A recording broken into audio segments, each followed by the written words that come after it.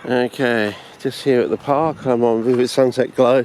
1 notch right, 1 notch down, 2 notches down in darkness, I believe. I can't see. And I just thought I'd come to the edge here. Pre-season, just look-see recce, because there's some sort of rockage over there I spotted. Even though I went here last year, I must have missed it or something. And it looks like we do have some sort of outfall or soak, probably just from coming from a pipe running down basically the middle of the park here. But there's some sort of rockage or something over there, a little bit of an outcrop or something that might give us a hint to something else somewhere else in the neighbourhood, you know, if we can backtrack it sort of thing. But I just thought I'd try this.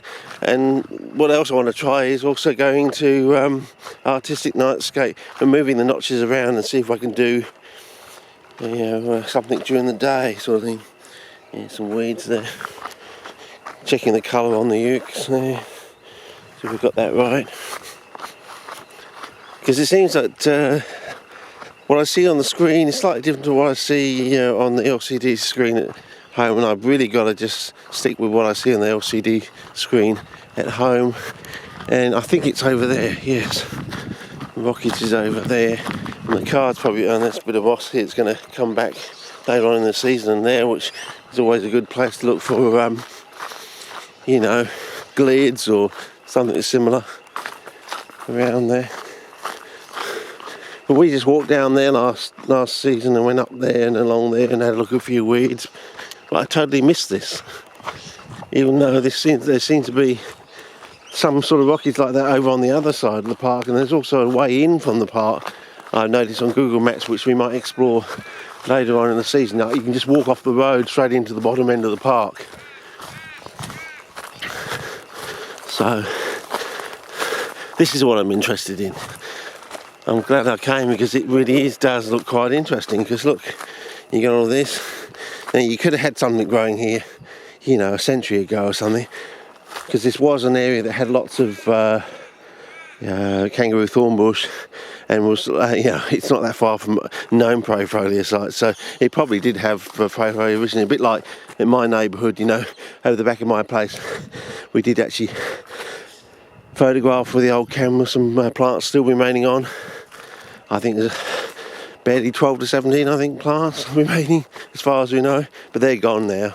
Got sprayed, of course. But this looks good, and this looks a bit like stuff we see out at the back of the substation sort of thing, down low sort of thing. So still dry, of course, and this is all green up, so it might be worth coming back. Hardly doubt we'll see anything, but it's worth. And we got stuff like that for Ev, which we might want to go down and film, but if I can find the safest way down.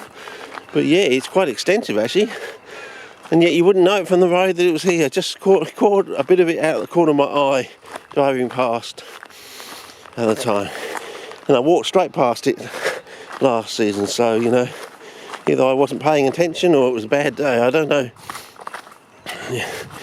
Yeah. Bad day to go soft, yeah.